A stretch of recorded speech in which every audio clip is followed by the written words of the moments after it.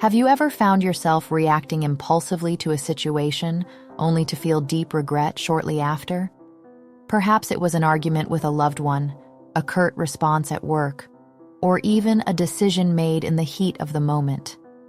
These reactions often don't come out of nowhere. They stem from something much deeper: emotional triggers.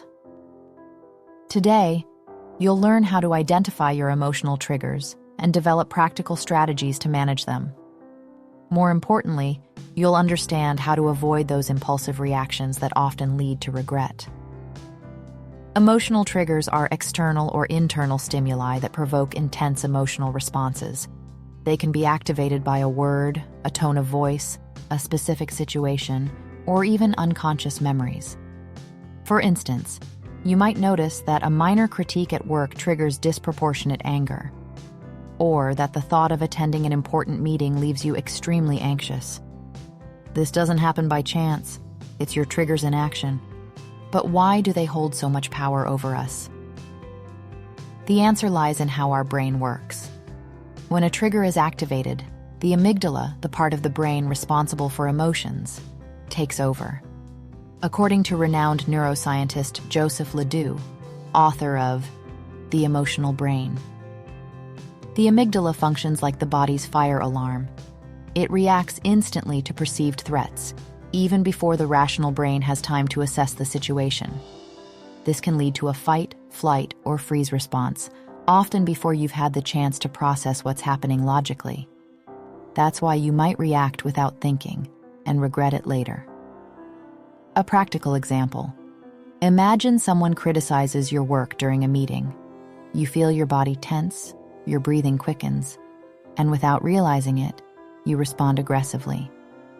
This reaction might feel automatic, but it's actually tied to past experiences.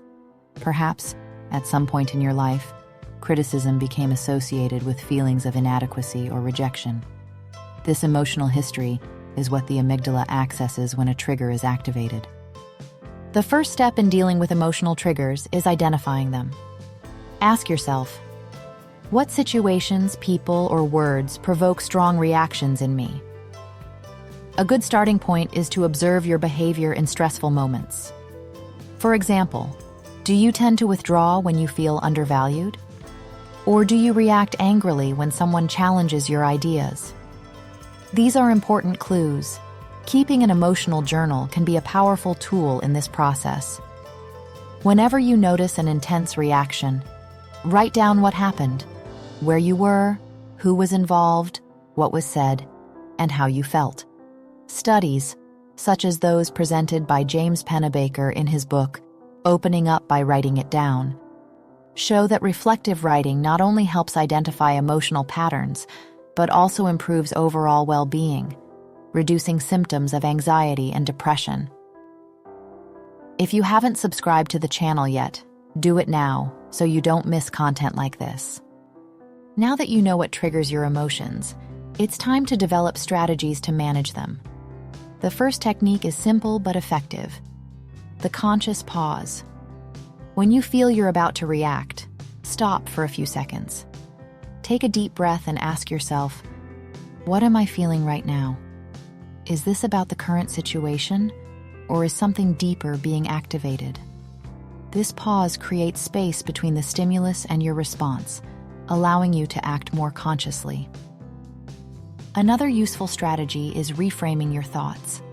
Often, emotional triggers are tied to automatic beliefs or interpretations we make about situations. For example, if someone critiques your work, your immediate reaction might be to think, "They think I'm incompetent." This interpretation intensifies your emotional response. Instead, try questioning your thoughts. Is this critique really a personal attack, or is it just constructive feedback? Practicing emotional self-regulation is also essential. According to Daniel Goleman, author of Emotional Intelligence, emotionally intelligent people can identify their emotions as they arise and use that information to regulate their reactions.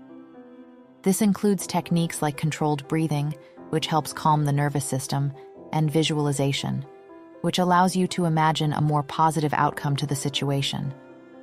Both practices reduce the intensity of emotional reactions and strengthen your ability to respond more thoughtfully. In addition, learning to establish healthy boundaries can significantly reduce how often you're exposed to triggers.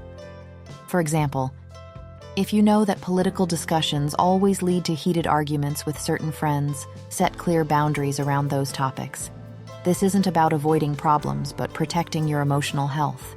If you've made it this far, don't forget to leave a like. It's crucial for YouTube to keep promoting my content. Another key aspect is working on your internal dialogue. Let me tell you Juom's story. He was a competent professional, but always felt inadequate in meetings.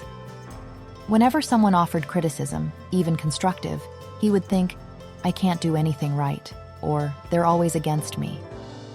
These automatic thoughts intensified his emotional reactions, and Juom often left meetings frustrated and anxious. But Juom decided to try something different. He began questioning those thoughts. Is this really true? Or am I being too hard on myself? Over time, he started replacing negative thoughts with more constructive affirmations, such as, "I'm learning from this experience," or "This situation doesn't define who I am." Gradually, Juom realized that by changing his internal dialogue, he not only felt calmer, but also reacted more balanced to criticism. This small change made a big difference in his personal and professional life. Finally, building emotional resilience is fundamental for effectively managing triggers. Practicing techniques like meditation, as described by Jon Kabat-Zinn in Full Catastrophe Living, can help reduce emotional reactivity and increase present moment awareness. Take care of yourself physically, mentally, and emotionally. Practice regular self-care, including exercise, healthy eating, and quality sleep. Also, invest in activities that nourish your soul, such as hobbies, spending time with loved ones, or moments of introspection. Gaining control over your reactions to emotional triggers isn't something that happens overnight, but every small change you make can have a profound impact on your life. Imagine responding with calm and clarity to situations that used to throw you off balance. Think about how much this could improve your relationships, productivity, and inner peace. Now I ask you, what emotional triggers have you already identified in your life? Share in the comments and tell us how you plan to manage them moving forward.